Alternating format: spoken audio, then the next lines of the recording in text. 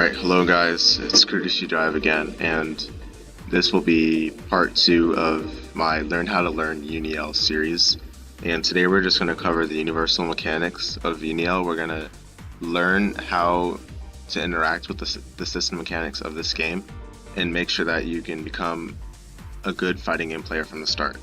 So we're just going to go right into it right now, and I'll continue talking as going through these menus. We're gonna do this we're gonna do this video using Lynn because I feel the most comfortable using her to teach how to play. But to be honest, I recommend you just use any easier or simpler character to start just when you're starting out to learn the game. So for example, you can learn Hyde, you can learn Oria, you can learn Akatsuki. Those are relatively simple characters in my eyes, so yeah, and we'll just use that color.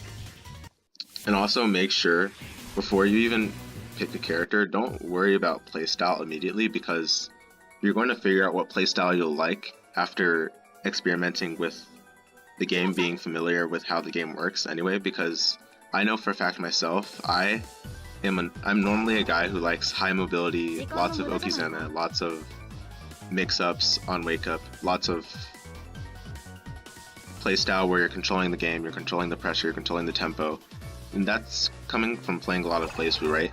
However, obviously, many of you probably know this, right? If you're going to Street Fighter, you don't get a lot of Oki as much. I mean, there is still the meaty game, but you don't get the same like pressure mix-up. That doesn't really exist as much or in the same exact way as in anime fighting games as it does in Street Fighter. So with that in mind, just make sure like you don't just pick a character just because they have the same playstyle as what you're familiar with. I actually recommend, after you learn the game mechanics, just look through all the characters, because eventually you will have to learn all the characters anyway, just for matchups purposes. But anyway, yeah, so let's start learning the game. So right now we're just going to focus on movement in this game. I think that's the first thing we should go over, because movement varies between different fighting games, especially between anime fighting games and more traditional fighting games like SNK fighting games or Capcom fighting games. So I think it's important to cover this first. In this game you have a lot of movement options, but it's very situational, it depends on what character you're running. So for example, for Lynn has a standard movement options. She has forward dash, she has back dash, in the air you can jump. Lynn specifically can also double jump. That's not available to every character, and from what I can recall, it's available to Akatsuki and I believe Seth, possibly. No, maybe not Seth. I don't think Seth can double jump. He can double air dash, I believe. Like, he can air dash one direction, then air back dash. Oh, speaking of which, there are no air back dashes in this game. As you can see, when I try to air back dash using both option select and the traditional air dash input, it does not work. And on that note, we can also cover option select dashing. So this will become a more advanced topic later, but for now we're just going to say that in this game you have in this game you have the option to input dash as A plus B anytime. So that would be holding 6 A plus B or 4 A plus B, or in midair forward A plus B. And yes, in this game you can use kind of like a hop air dash, I guess you can call it.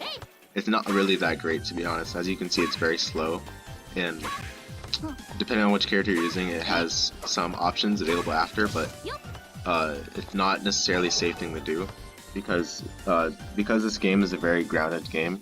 If you stay in the air, then you're liable to die basically in 2 combos, okay? Like, so don't jump around too much. It's like Tekken in that regard, where you don't want to end up being locked in the air just because you did that, then you're like in the air for a long time. Very easy to get punished by an anti-air. I can show another example later, but for now just keep that in mind. Walk speeds are pretty decently fast in this game, to be honest, but in general it's just better to just dash using macro inputs instead of traditional inputs like double tap or double tap in midair. Speaking of which, we're going to go over more advanced movement options. So there's something called assault, as I showed you before, with it looks like kind of a forward hop slash dash together. Just keep this in mind, this game is not necessarily an air dasher, so that's why the hop slash air dash looks so weird, and that's also why you can't normally backwards air dash. I think, as I said earlier, one character who can is Seth, but I believe Seth's the only one who can really backwards air dash. And Yuzuriya has kind of a backwards air dash, but it's not the same at all. It's not what you would think. That said, you want to remain on the ground most of the time, and in general, like, if you don't have a lot of range, like, moves in this game have a lot of range. Like, what I mean by a lot, like a lot, especially if you're coming from like Street Fighter, this is going to be a big jump for you, so just keep that in mind. Of course, I'm playing Lin. Lin doesn't have amazing range moves, but some of her moves, like I showed there, 5C, her jump C, 2C, even 2B has unbelievable range considering its speed. You want to keep that in mind, that moves in this game have a lot of range. So that said, you want to get used to dash blocking. If you're a speedy character like Lin and you're closing quickly, then you're going to do 6A plus B and then immediately crouch, because that's just a fast way to move around. So if I set this, we can do it later, actually. Yeah, we can do it later. So that's movement in a nutshell, I believe. Oh no, I forgot one more thing. Finally, so on the ground you have an option available that is called assault, ground assault, and that is done by doing 6D. So if I show you here, it's basically another hop. It's like the air assault. It's similar to the air assault, but the main difference is that you cannot jump over your opponent no matter how close you are to them. No matter how close you are, you will not be able to jump. And if you're far away, then you'll jump pretty far, you'll hop pretty far, but it's also less safe, right? And of course, if you do it right next to them, it's pretty easy to get hit still. Okay, so ground assault, air assault can be very useful for setting up quick overheads. And when I say quick, I say that with the quotation gesture, because to be honest, overheads in this game are not at all quick. The fastest hop overhead I can think of is Oria's jumping A, which I believe is a total of a 9-frame startup, and that's the fastest overhead you have access to in this game. But most other characters, especially their air normals, if you do air normal off of an assault, it will whiff on crouch for sure, and sometimes even on standing. So you don't really want to use A normals as a quick overhead unless your character has access to A normals with good hitboxes that can actually dish out some things. But you see how it's not that fast. If I wait after the ground assault and do a jumping A, then it's going to be slower than what I'd want it to be. I think that's it for assaults, movement in general. The rest is pretty character specific, and I don't want to get too much into that depth until we finish covering the universal mechanics. But next, let's go over one of the most interesting parts of this game, and it is called the grid system, otherwise known as the grind grid system. No one really calls it grind grid, but that's its official name if you care to know. So, as you can see in the center over here, we have this circle that makes revolutions about once every, I'd say, 20 seconds or so. I'm not exactly sure on the exact time. Maybe it's 10 seconds. I don't know. The point is, once it makes a revolution, full revolution, it'll flash, and the character who has the most of these blocks over here, we call them grid blocks, will get GRD Vorpal. And GRD Vorpal is like a power-up state that gives your character bonus damage. I believe it's 10% bonus damage. So if I go back over here and reset. So now I don't have GRD Vorpal, right? If I do a 5A, that is 180 damage, right? But then if I give myself Vorpal over here, so now this 5A is going to do 198 damage. So it's going to do 180 plus 18, and 18 is indeed 10% bonus damage. Okay, so Vorpal is a pretty useful damage buff, but that's not the only good thing about Vorpal. There's other good things about it, and that other good thing is mainly the mechanic called chain shift. And before we can even finish continuing, or before I can even explain to you what chain shift is, we must go over one of the buttons in this game that has something to do with change shift, and that is called concentration. So concentration allows you to manipulate your grid so that you can gain more. So right now I have player advantage, right? If I set this to default, and normally it will not increase the way it does right now. So you see, normally this is the way it normally goes. Oh, hold on. All right, it is set to default. So I think the reason why it's increasing for me is that like I'm player one side. I really don't know, but normally it won't increase if you just stay still. It'll stay pretty good equilibrium. However, as you can see, if I start backing away from the opponent, then they will get more grid.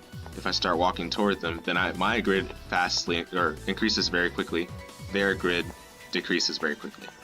So you see, grid is what I would say is a measure of offensive momentum, offensive control of the game. And generally in this game they reward you for approaching your opponent. So if you do assaults, then you're generally going to get some free grid. If you get hit with a combo, see, I just hit with 5C, or even with 2B or 5A, it doesn't really matter. Basically, if you get a hit, then you're going to get some grid. However, if I set this opponent to block, then they will get grid for blocking my attack, as you can see. So the reason why I'm still getting a little bit of grid is because I'm running towards them. But if I just do a quick blockchain here, so you see, I did keep a little bit of grid, but for the most part, they gained a lot. And that's not good for me because they're going to have grid Vorpal next revolution. So if we wait here, now my opponent has grid Vorpal, now flash blue, the time shift circle will be highlighted in their color. And by the way, it's important to know, P1 side is red, P2 side is blue every time, okay? And that is important to know, because you don't want to get mixed up by thinking that your grid is yours when it's really your opponent's. Going back, I went on a tangent there. We need to talk about concentration. So concentration is the D button in this game, and basically if you just hold it, then it will give you some grid, but it will also consume some of your meter, okay? And the meter over here in this game is called EXS. And don't really ask me what that means. As far as I know, it means existence. It's something a part of the game's lore, but to be honest, I don't really know what that even means myself, so we'll just go with EXS for now, okay? You can also call it meter, and meter is just fine. By using the D button concentration, you can get some free grid at the cost of some meter. However, it doesn't immediately take your meter. So if, let's say I charge for like one quick moment. See, I won't lose any meter right there, right? And also I gain grid a little bit quickly, right? But if I hold onto D, then after like a 1 second delay or so, then it starts taking away my meter, and it starts charging a bit more slowly, then it accelerates more. So charges C, it slows, and then it's really fast, and then once it gets to my opponent's side, it starts to slow down again. And by the way, it doesn't really matter if your grid is on your opponent's side, it just means that you have so much grid that it's literally taking up some of your opponent's chunk of the grid gauge. So the grid system is very important. It's good to manage your grid in neutral. If you can't close in easily, like if you're trying to dash block and you're trying to avoid their things, but you find yourself backing up a lot, then you probably want to charge some grid using concentration and neutral while you're not vulnerable to their attacks. So if I'm facing a Gordo, for example, I want to dash block in general, right? I probably won't have time to use grid, concentration, not grid. In general, I don't recommend concentration in certain matchups because it's just gonna distract you from what you need to do in neutral, but concentration can be a useful means of manipulating your grid and trying to give yourself Vorpal pretty quickly. And the final way to get grid is by, as I said, blocking, right? But blocking is not the only way to get grid easily. The other way is to shield. So if I, let's see, I'll probably need to record dummy slots right now. So let's see, okay, that's good enough. And we can play that back now. So,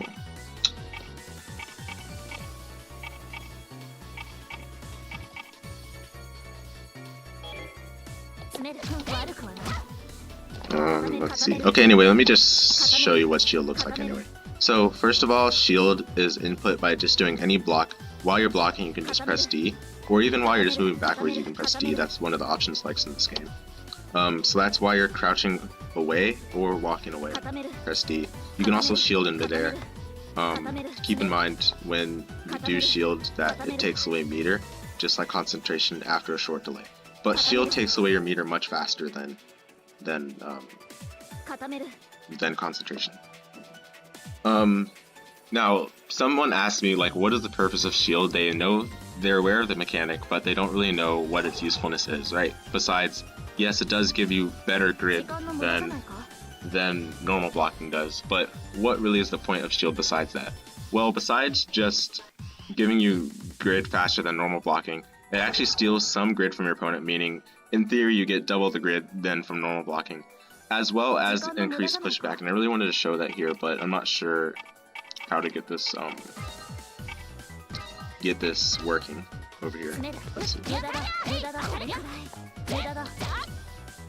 Okay.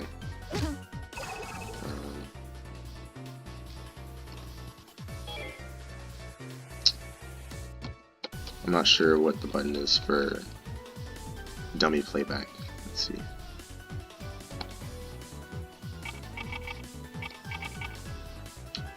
Keyword settings. Sorry about this. I should have really figured this out much earlier, but never got to it really.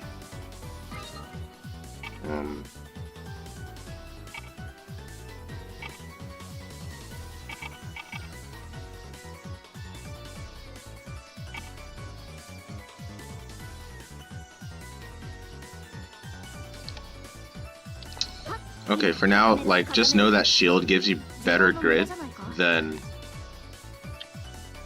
normal blocking does, and then also it increases the pushback while you're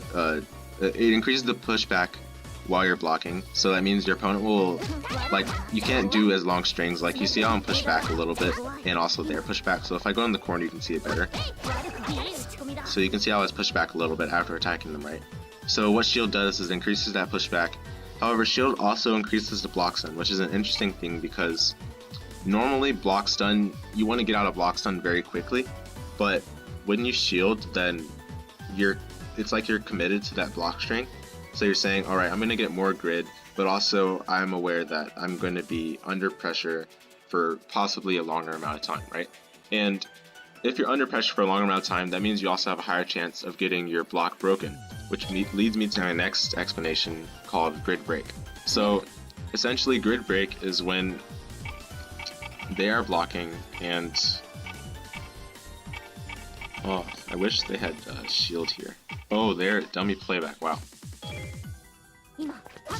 Yeah, there it is. Wow, can't believe it. Okay. Let me show you shielding now. So shielding increased the pushback a lot.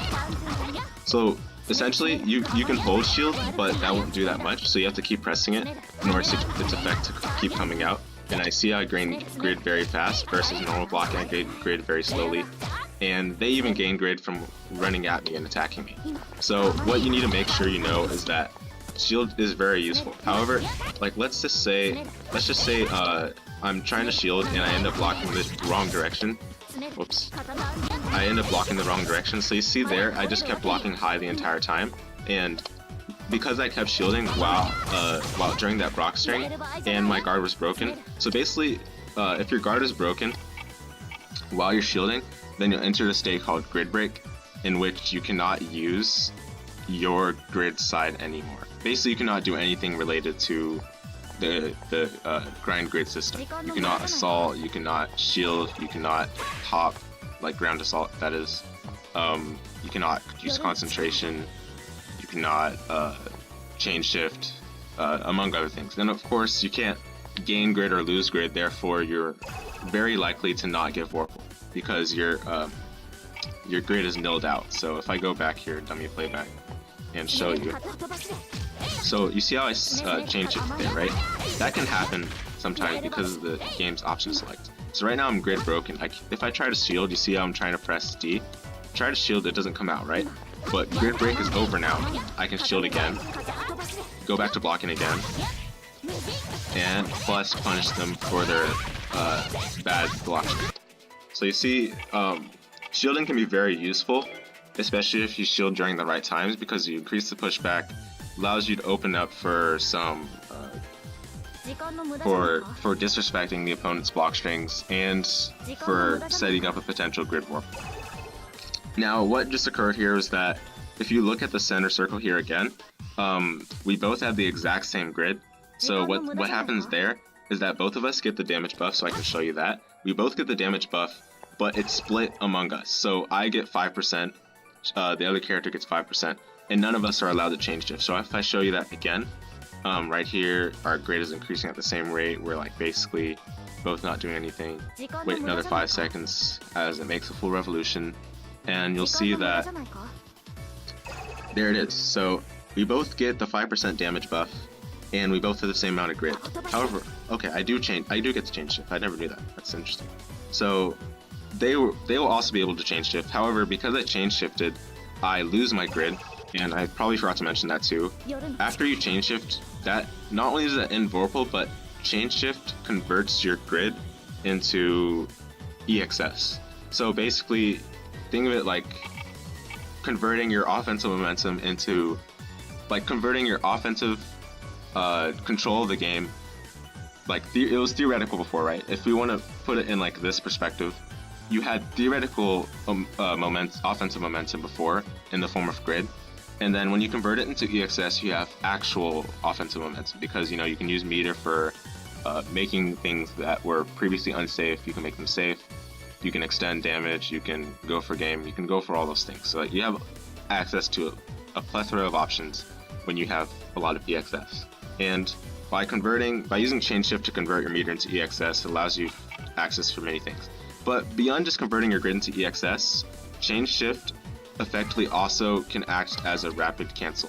So if you're familiar with other anime fighters like BB and GG, you'll be familiar with Roman cancel, rapid cancel, those type of cancels. That's basically what change shift can be like. However, change shift has so many applications. I mean, I can do one video just on change shifting alone. I probably should eventually, but for now, we'll cover change shift from a slightly milder, not too specific, not too depthful perspective. If you change shift on wake up, for example, right? So I got hit by some combo or something, and I need a wake up now. So I just let the AI hit me, right? Wait, let me set myself to have more.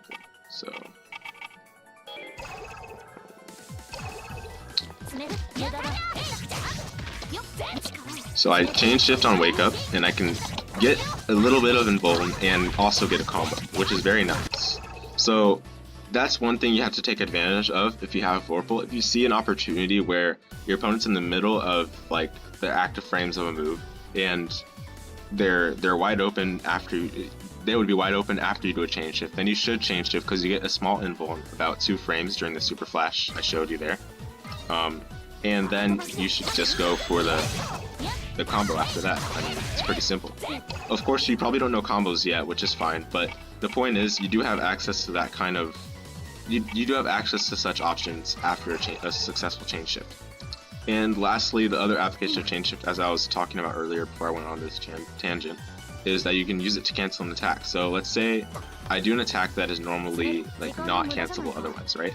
So Lin's half circle back B, that is not cancelable on hit, right? That is not cancelable if you hit confirm that.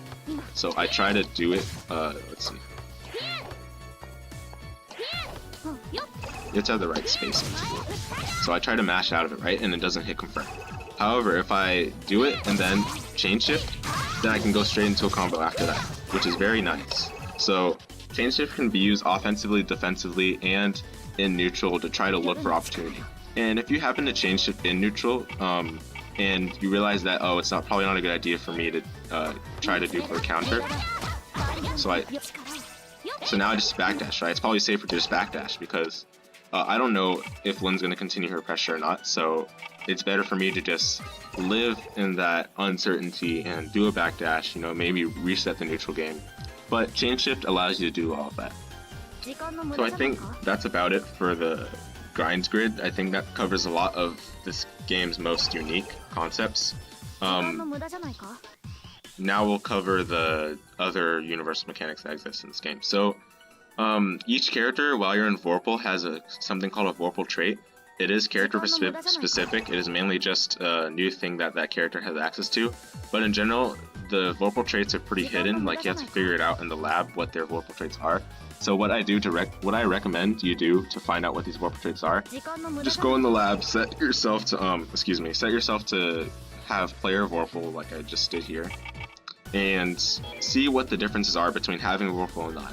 I'm aware that Eltnum, when she has Vorpal, has access to whiff cancels on her A normals. So that's basically like whiff cancels would be like a reverse beat. I haven't gone over that mechanic yet, but basically if my AI is blocking here,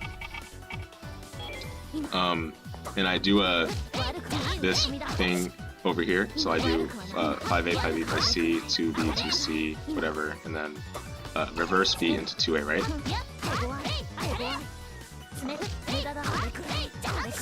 So that's what that is, right? You can reverse beat into 2A, and then you can also cancel that while you're in Vorpal as Eltnum into another normal if you have access to any other normal. Alright, next couple of mechanics we're going to cover more offensive oriented mechanics, such as we're going to cover Veil Off, we're going to cover Force Function, Infinite Worth EXS, we're going to cover all of that. So let's first, oh yeah, and also I forgot Guard Thrust. We need to go over Guard Thrust too. That's not really offensive, but anyway, we'll go over it. So first thing we'll go over is Veil Off. Veil Off, very powerful mechanic. It is, I'll say this just right now, it is very high risk and, in my opinion, low reward. You rarely see Veil Off in high level play, just because the risk it has does not really mitigate for the rewards you get afterwards. Okay, so let's just show it to you right now. So in order to Veil Off, you do A plus B plus C, which would be this. Okay, and you're gonna get a purple flash. It's not a super flash, meaning you don't get super flash invuln. You don't get instant invuln, but you definitely get invuln from, I'd say, like maybe it is from frame 1. You get invuln from frame 1 through the active frames and until the recovery starts. Now, as you probably saw, my EXS was converted to purple and slowly decreased as Veil Off went on, right?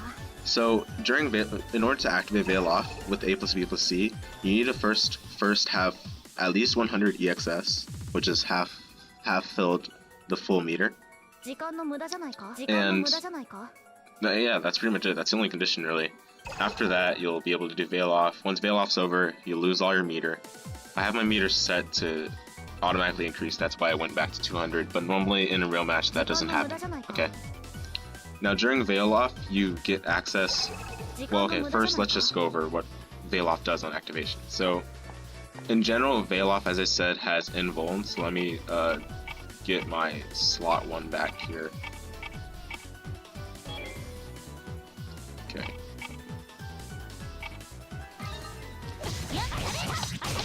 Okay. So that's just what we're gonna use. Okay. And we have dummy playback.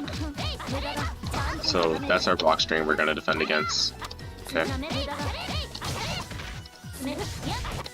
So now,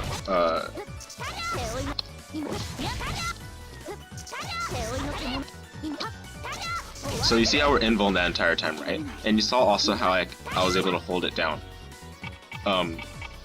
Hold it down until it came out, right? You can do that to keep the invuln going. If they're just still playing the normal way, then sure, you can delay the activation. It's very dangerous to do that because most players will recognize that you're about to use Veil Off, and they'll immediately stop and wait for your delay to finish. They'll block your Veil Off, and you'll be left at around minus 30 or so. Very, very unsafe from block. Easy to punish, might get high counter, could literally die in one combo.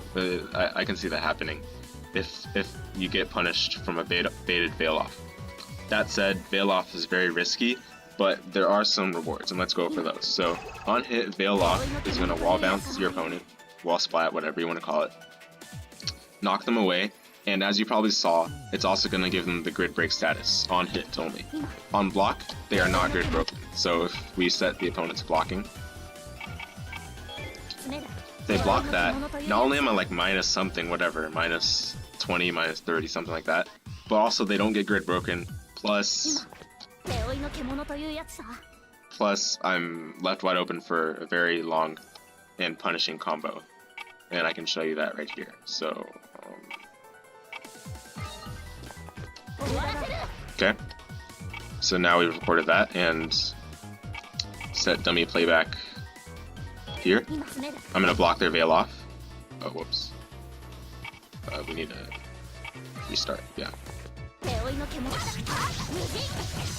And we can punish them pretty easily after that. It's not that hard to punish them at all after a baited Veil Off. So you want to make sure you don't just throw Veil Off randomly to end your opponent's defense. I'd say win on defense in a much more traditional way, like with good blocking, with good reading. Possibly you can get some shields in there. I don't recommend fuzzy jumping. Fuzzy jumping doesn't really work that well in this game. And for those of you who don't know, fuzzy jumping is just when you're blocking, then while you're blocking, you keep holding back and then you jump at the same time. And generally you can only do it while you're crouch blocking. And what this does, it keeps your hitbox similar to what you had while crouching, but it also allows you to jump backwards, and if you have access to another jump option, or you decide to air hop, then you can get out of the corner pretty safely. Okay, but anyway, that's a more advanced mechanic. That's not the purpose of this segment. Along the lines of Veil Off still, so as I said, grid breaks your opponent on hit. It also converts your meter to a timer in a way, and during this time you're able to do super moves, and super moves in this game are just the special move input using the C button. So let's say for example we have Lynn's Kuga. Kuga is 236B or 236A, okay? But the C version will be the super version of Kuga, which will use EXS normally. It'll use 100 EXS in fact, okay?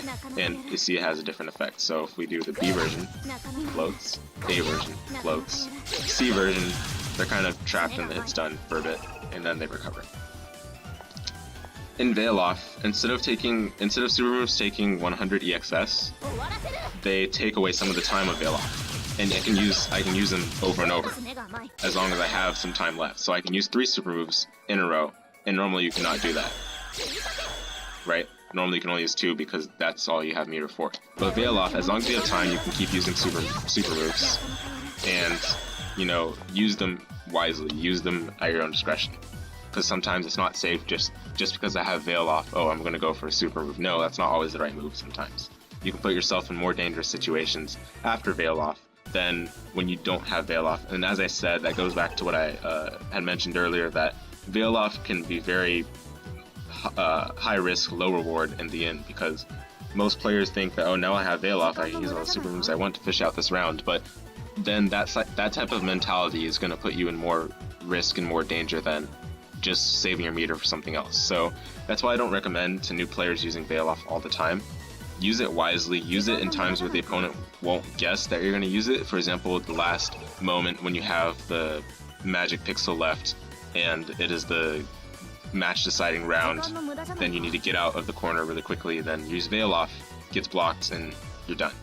Of course, in that kind of situation, it's like, okay, I have nothing else to do, I just might as well. Not really though, you'd be surprised. Sometimes with good blocking, with good reaction, you can put that psychology back on the opponent's side and give yourself the edge again.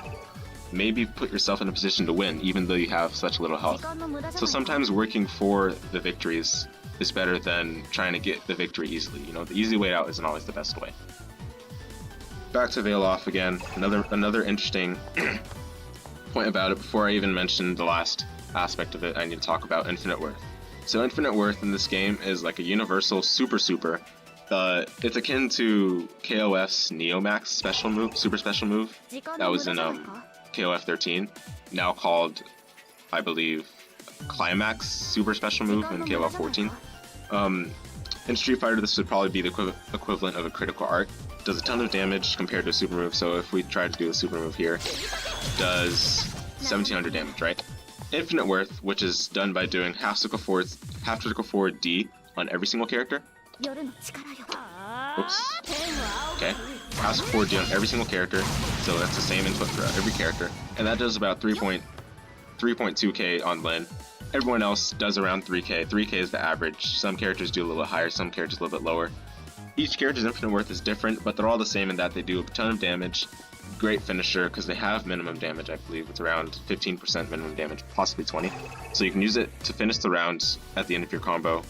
You can use it as a high damage punishing tool if your opponent does something unsafe and you have the meter you're willing to risk. However, it does cost all of your EXS 200 meter, and you need 200 meter to use it. So many times you won't be using it unless it's going to decide the match. Okay. And during Veil Off, the nice thing about Infinite Worth is that it just ends Infinite Worth. So if I do all these super moves, right, then I do my Infinite Worth. I can still do Infinite Worth even after having done all those super moves, and a Veil Off will still just end the normal way. However, if I do Infinite Worth at the beginning of my Veil Off, then my Veil Off's over. It's like I didn't really use it for that much. So now you're gonna ask yourself probably, how do I make use of Veil Off most effectively on offense? So I'm gonna show a quick example on Lin, how you probably do that. So enter Veil Off, half circle forward C, go for a combo, and you see how I managed to use not only two super moves, but then also an Infinite Worth ender at the end to net about 5.8k. Okay. Another interesting thing to mention before I move off of Veil Off is the fact that Veil Off gives you a damage bonus, just similar to Vorpal. Can't remember exact damage bonus it gives you. Let's try it out. So it gives you, wow, pretty interesting. It gives you a 20% bonus, 20% damage bonus, which is very, very cool. So Veil Off is especially nice offensive tool. On defense, it isn't so great, but it does have that invulnerability just in case you need it in a very difficult situation where you don't feel like working to get out of opponent's pressure as easily. You know, you can just use Veil Off to get out of the situation very quickly.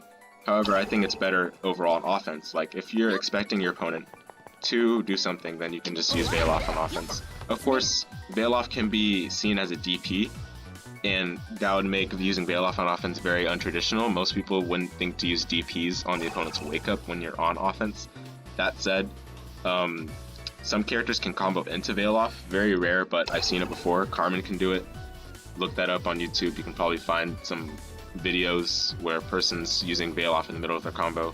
Lin, it's hard to do Veil Off in the middle of the combo without using Kuga first, which in the first place would require you to have spent some meters. So that means you'd be doing a super and then entering Veil Off, and then look, I have less time in Veil Off. So at the end of the day, you can figure out what is best way to use Veil Off on offense, but for now I don't recommend you use Veil Off on defense at all, unless you feel like your opponent's not going to block it or punish you for doing it. Still, the bonuses it gives can be useful sometimes, but again, I'm not really a big fan of Veil Off. So now it's the next thing. So I showed you Infinite Worth, I showed you Veil Off there. Now we're going to show you Infinite Worth EXS. And Infinite Worth EXS is very similar to Infinite Worth, except that it's an Infinite Worth that's activatable only when you have, I believe, it's 30% or less health. Okay, so conditions other than that are pretty much the same. You need 200 meter. Input is A plus B plus C plus D, so you basically press all buttons. I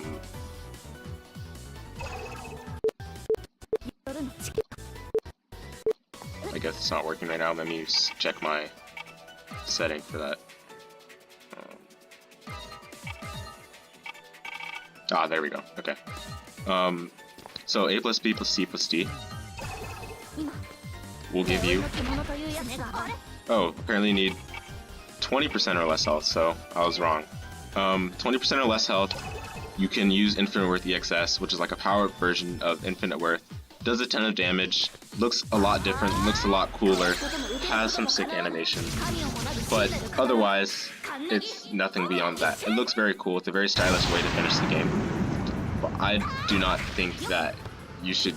I don't think it has enough rewards in the end, because it does about the same amount of damage as Infinite Worth anyway. It was 3.6, not that much bigger. It's like 400 more raw, and then during the combo, minimum damage is the same, 15%, so you'd net about 200 more raw, and that's not really much of a reward. So the only point in really using Infinite Worth EXS, 1 would be style, 2 would be you have visible invulnerability. So this purple thing that shows up, that purple super flash, is the hitbox. That is a large hitbox, I know, right?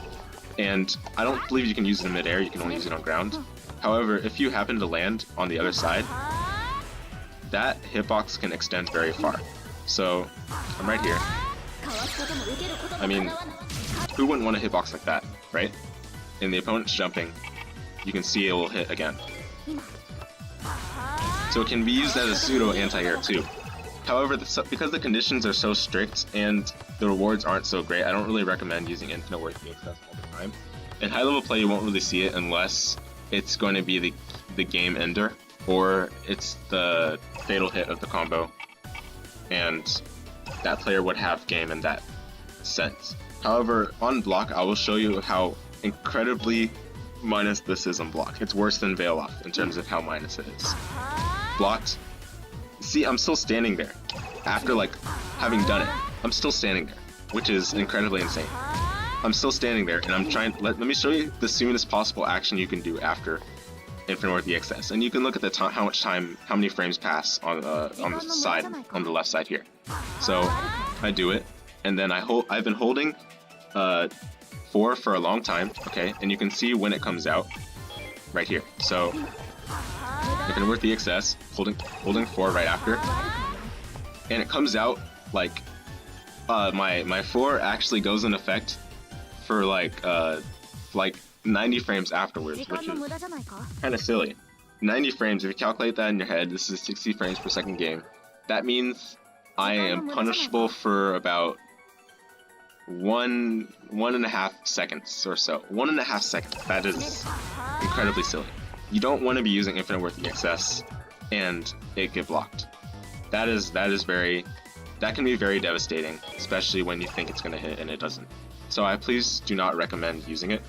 And you can use Infinite Worth EXS during Veil Off, and that will end Veil Off the same. Also, Infinite Worth EXS will put you in GRD Break status if you're not in Vorpal. If you are in Vorpal, then it will not put you in GRD Break status, but it will end your Vorpal. So, Veil Off, Infinite Worth EXS. Oh, wait, hold on. Oh, apparently it's still. Hold on. Okay, so yeah, during Vorpal, ends my Vorpal, and I still get it out, but then of course it costs me 200 meter. However, if I don't have Vorpal, and I'm in Veil Off, if I don't have Vorpal and I'm in Veil Off, it'll still end my Vorpal. In this case, it didn't end my Vorpal yet because I set myself to have Vorpal all the time. However, if we did this normal way where I don't have Vorpal all the time, and I use Veil Off, my opponent's grid broken, then I use it, see my Vorpal's over. I think that's all for that. Now, last 2 things are kind of advanced. So we have Force Function and we have Guard Thrust. So we'll go over Force Function first, it's a bit easier to understand. So Force Function, you can think of it like another special move that a character has. It's done by doing B plus C. So if you do B plus C, Lin's Force Function is a dodge, okay? So I can show this to you using the dummy again. So, oh whoops, I have wrong playback. Okay. So you see how I dodged that 5A using my Force Function, right? It's basically a dodge. Okay. And I can also follow it up with an attack by pressing A, B, or C afterwards. Okay, and it looks very stylish, right? I mean, it looks very nice. I mean, not all characters have a very good Force Function. Lin's Force Function isn't great either, but it looks very cool when you get it off. So the first part is the dodge. If you press A or B, whether it dodges or not, you will get A, B, or C, excuse me. Press A, B, or C after the dodge.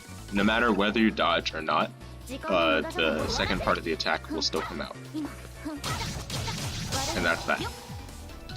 Lin's force function specifically is change shiftable, so you can actually get a combo off of it if you have Vorpal available. So I do that. You can get a combo off of it afterwards, which is very cool. Not all characters have the same force function. Obviously, it's character specific, so I recommend you go to the lab and figure out what your character's force function is. For example, Hyde's force function is a swiping sword attack, and if you charge it, then it becomes an overhead, so that's another interesting thing about this game. Many characters' force function are not the same at all. However, one thing that is the same about all characters' force functions, when you press the B plus C button, when you input it, excuse me, then you lose some grid, no matter what. If you have grid, you'll lose it. If you don't have grid, no worries, nothing happens. But you most likely won't be gaining grid that quickly after that. So force function does cost grid, and if I didn't have Vorpal here, then I would literally be giving my opponent some free grid. Okay? So, see, if I have no grid to give away, then I give my opponent free Vorpal from doing a force function, which is why force function can be harmful to do in some situations. I've given my opponent so much grid. Now, if I allow them to change shift, then they will be gaining an incredible amount of meter.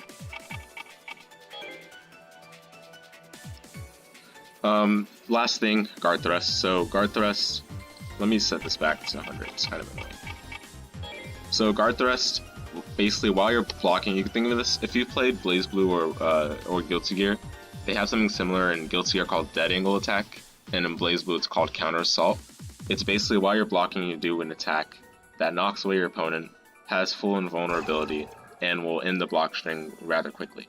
If it's blocked, you're in trouble just as other defensive mechanics, but because of the invulnerability, it most likely will hit unless it's baited, and rarely are guard thrusts baited in the first place. So let me give you how to do guard thrust. So guard thrust, while you're blocking, you do quarter circle back or 2-1-4 D. Okay, so that's while you're blocking anytime. So you don't I think it's while you're in block stun in general. Okay, you don't have to do it like while you're blocking specifically, but basically while you're in block stun. So I don't have to hold block the entire time to do guard thrust. I just need to be blocking once. So I just need to be blocking once. I can block like for however many frames I want, and then do the 2-1-4-D while they're in the block string, and that will trigger guard thrust. Now, as you probably saw, if you don't have Vorpal, what guard thrust will do is it will grid break you automatically. If you do have Vorpal, it will end your Vorpal, okay? So that's kind of similar to Infinite Worth EXS activation. Okay, so you want to keep that in mind when you do guard thrust, but I will give you a few situations just as a pointer. Situations that are good to guard thrust, okay? So when you are on offense and you have your opponent in the corner and they start a block string, so I'm going to show that again. Then it's good to guard thrust so that they go back to the corner, start your offense again, and you can begin it again, right? But if on their wake up, they start attacking you on wake up, then it's like pretty mean, right? So you want to get them back at the corner, and reset your offense, and basically not allow them to do theirs. That's a very good application of guard thrust. And that application is very similar to KOF's guard cancel blowback, and actually it is kind of the same concept in the first one. Not all guard thrusts are the same. Guard thrust animation is dependent on one of your whatever move animation that guard thrust is assigned to, so generally it's going to be the same as one of the moves already in your character moveset. For example, Lin's guard thrust is her 5C animation, literally. Pretty interesting. That makes it have one of the best guard thrust ranges in the game. Other characters have pretty poor guard thrust. I know for a fact Elton's guard thrust is her 3C animation, and her 3C animation doesn't have a big hitbox. It has a big anti-air hitbox, that is ground to air hitbox, but everything else is a pretty poor hitbox. So some characters' guard thrust not really recommended to use, but other characters' guard thrust like Lin's is something you should use a lot because it's just a great move.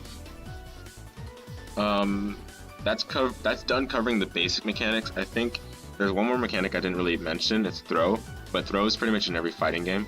The only special thing about throw that I need to mention here is that its input is A plus D, so if you do A plus D, you'll get throw. You can do back A plus D to do a back throw. Nothing special about that. And by the way, you cannot hold 4 after doing A plus D in order to get the back throw. You have to do it while you're doing A plus D in order to get the back throw, otherwise it won't come out. So that's something special to this game, probably, that not all games have. Throw tech would be the same as throw, meaning same input as throw. You just do A plus D while you're about to be thrown. And another interesting thing to mention is that if the opponent is blocking and you try to throw them, then it will become something called a golden throw. Okay, so I did a tick throw there, right? Tick throw is basically where you do a move that can be cancelled by a throw, and 5A and 2As on most characters can be cancelled with throw. And basically at the end hour of the recovery of your 5A, you do throw, and that is going to be generally very hard to escape throw mix-up, because normally when you cancel it immediately, like if I cancel 5A immediately into throw, it'll become a golden throw, very easy to tech. They have about 6 frames longer to tech it, whereas if I do the tick throw, that's hard to escape because you have 6 less frames to escape it. However, if I set my opponent to shielding, I probably have to use dummy again.